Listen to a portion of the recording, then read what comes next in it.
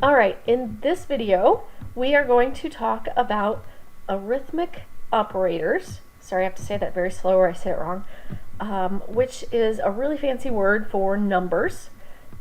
These operators will include integers, just like in math class. Those are going to be whole numbers. They can be positive, they can be negative, it doesn't matter.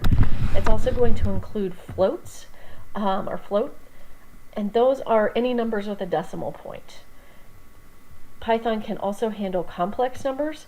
I'm not as comfortable handling complex numbers, so if you are interested in learning more about those after you learn the basics, I suggest there are places to get more information about that, but my videos probably won't be your best option. And then we're also going to talk about strings, which are a cool word for text-based information. So if I have to write a sentence, that is called a string. If I have to include a number in that sentence, I have to change that number from a float or an integer to a string so that Python can read the whole thing together. And to do that, I actually quite literally just put str in front of the number in parentheses, and then it will change it to a text, and I can put that into a sentence. If I put float in front of a number, it is going to be numeric, and you can use it to calculate and do all kinds of cool things. The other thing that we're going to talk about is inputs. So when we created the superhero app, I entered all the really cool stuff, not all the really cool stuff, there's lots of really cool stuff about Wonder Woman, but I entered some cool stuff about Wonder Woman, and I hard-coded it into the code so that my end user really can't read anything, really can't change anything. But what if my end user is not a Wonder Woman fan, but is instead an X-Men fan and wants to input their own information about Wolverine? And you could actually change that code so that they can input their information on the fly as they're using the program. And that's using the tool input. And here's an example. Or a second example with the actual code, and we're going to be actually writing this specific code in a few minutes. And because we're going to create an app to sell crafting, or things that we've crafted and made. So in this case, picture frames, we want what's being input to be a number, an integer, and because it's going to be a whole number, and we want our user to enter how many they think they're going to sell that day, and then we're going to ask them, how many picture frames will you sell? I probably could put the word today in there, entirely up to you. This right here, what you're looking at, I'm going to put into the comments so that you can have access to it all the time. But for right now, let's go to our Trinket and start entering information. I went ahead and entered information about what I'm creating, the craft sale challenge. I don't know why I had to say that, or why that was hard to say. I've adapted it from 101computing.net's cake sale, so I went ahead and left that in there to give them credit for just the basic outline. And then we're going to be selling picture frames at a price of $2.50 each, and I went ahead and put that variable in. We're going to be selling vases for $3 each, and I went ahead and put that variable in, and you can see this has a decimal, which automatically makes these floats. I'm also going to make duct tape wallets because, why not? And those are pretty easy and fun to make, and lots of people love them, so we're going to sell them for $0.25. So that's also a float. So our input, we want our user, this is going to be an app where the person doing the selling needs to decide how much they're going to take out to their shop for the day. So and how much money they're going to make. So let's say I'm expecting it's a beautiful Saturday, lots of people are out and about, I'm going to be selling a lot, then I might need to input a lot, or high numbers, a lot of picture frames at $2 each. I should be able to calculate how much money I make, and that's kind of our goal. So the first thing that we're going to do is create that input. And this is, I went ahead and pasted it in. This is what we saw back on this page right here. It's the exact same. With one exception, I did change it. Instead of just saying frame, I changed it to frame sale so that we know how much we're planning on selling. And it's an integer, we're inputting, and then how many picture frames will I sell? So if I press run, it is going to ask me how many I'm going to sell, and I can put a number in, and then nothing happens because there's no output yet. So we'll get to that in a few minutes, but for now, let's go ahead and finish this part. Or it's not base price, it's base sale. And I'm actually going to be super lazy about this, and this is actually a very accepted thing to do in any coding, is the whole copy and paste thing. So how many vases will you sell? And then the last one is going to be duct tape wallet sale, and you can see I'm using camel case. Input, how many duct tape wallets will I sell? So now I can go ahead and run this. I'm confident it will work because I literally copied and pasted it, and if I did run it, it would one at a time ask me how many picture frames, how many bases, how many wallets will I sell. And then we need to actually process this.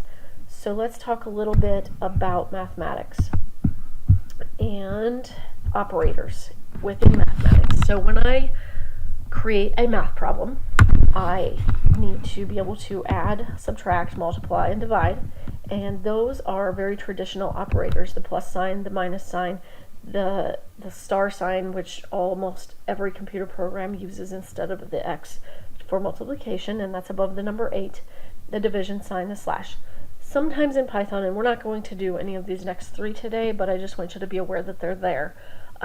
You will see a modulus, which is, I do believe I said that right, the remainder after division. So let's say I divide 11 by 5, I'm going to have a remainder of 1, because 10 divided by 5 is 2, with a remainder of 1 would, if I was dividing 11.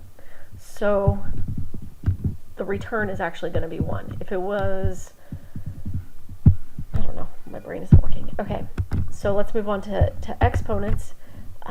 Those are represented by 2 stars. Some of you have probably used that in mathematics class or in math class. Some of you haven't, so wanted to make sure I pointed that out. So for instance, if I had 3 squared, I would write 3 star star 2. That means 3 to the exponent of 2. That equals 9 because 3 times 3 is 9. And floor division is a little bit confusing. Basically, it's ignoring the decimal after a division, so it's going to ignore the remainder. So 11 divided by 5 is actually going to be 2. So basically, it's these two, the modulus and the floor division, are kind of opposites of each other. These will also be in the comments below. So just so you're aware of that, of these, it's easier to do things if you've seen it at least once. So now I need to do actual math. So let's say picture frame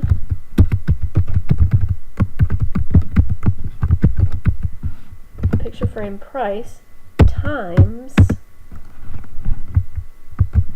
frame sale is going to give me an output. Or it's going to calculate if I multiply those together. Now, I actually need to enter a variable. I forgot to do that. Total obsession, be careful. Total frame equals. Now it's actually something that could be output. But if I run this, it's not going to tell me what the total amount is, because I actually have to output things. So let's do that real quick so that you can see what it looks like. And I'm going to say print, if I could spell, that would be easier, total frame. Let's see what happens. Go me. Duct tape wallet. Why is this failing? How many duct tape wallets will you sell? There's nothing wrong with this. Okay, I'm going to comment this out and see what happens here. Alright, I'm going to sell 10 picture frames. I'm going to sell 5 vases, and it just, oh, because I didn't ask about the duct tape wallets. Oh, I see what I did. I had 2 equal signs. Okay, so what it did was actually multiply total frame, or I'm sorry, picture frames times frame sale. And if you get your calculator out, 10 times 2.5 is going to be 25. So my math is correct. My coding is not, and I will fix that right now.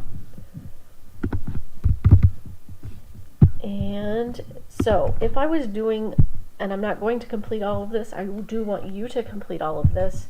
And I take that back, I will, but I'm not going to do it on camera. I want you to, I'm going to pause this. I want you to complete all of this. And instead of having your final thing be print total frame, change that to print total for everything. So that's going to require a little bit of extra math. So step through each thing. And I'm going to pause this for a few minutes and allow you to work on that. Or why don't you pause this, work on that, and then come back and I will show you exactly how to do that, or how I did that. Alright, we are going to pretend like you paused the video. I'm going to assume that you did, and entered the multiplication problems as well as the addition problem to come up with your total. So it should look something similar to this. You'll have total base equals base price times base sales, so on and so forth. And then underneath that, you should also include total earned equals the total of the frame, the total of the vase, and the total of the wallet. Then you need to do your output, which we do have this print total frame, which is great. And we should have that. We do want to know what the total is. So if I was to run this, it should tell me, let's just do 10 picture frames, 5 bases, and our duct tape wallets are beyond awesome. So we're going to sell 50 of them today. That's the plan. And we should make $25. Not a bad day if we're there for an hour. Anyway, but good math. If we take a calculator to calculate all that, that will work. That is correct. The next, so the next thing I want to do is maybe add some text, like text goes inside quotes. You will earn this many dollars, total frame dollars. So, oops, I forgot to put an end quote. So I've got my total frame there, and in parentheses, oops, it jumped because I'm not using a mouse, in parentheses. So, if I run that, let's see what happens. I wish I had remembered those numbers. 5, 10, oops, 5, 10, and 50. And it gave me a huge error. Now, I'm hoping that you're going, oh, the reason that it gave you an error is because you didn't turn total frame into a float. Oh, I'm sorry, it already is a float, and we're mixing it with, I said that completely backwards. This is a float, and we're mixing it with with text, which if we go back, we can see that our text is going to be called string. So we need to change our total frame also to a string so that they will work together.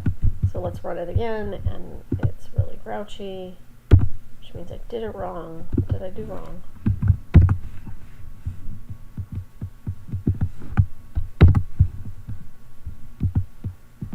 Aha! Parentheses are always good. 5, 5, and 5. We're not going to do very well today. It is still mad. Well, it worked last time. Okay, I'm going to pause and play with this and figure out what I did wrong. Okay, so now I feel really silly because I talked to you earlier about plus signs can also, maybe I didn't, plus signs can also concatenate, which means put together two separate strings, and I completely forgot to do that. So there is that, and let's try it again. We'll just do 5, 5, and 5. Not a great day. I will earn $12.50. If I was going to create this as a sellable app, I would probably change my code so that there would be a 0 at the end, and that is very possible.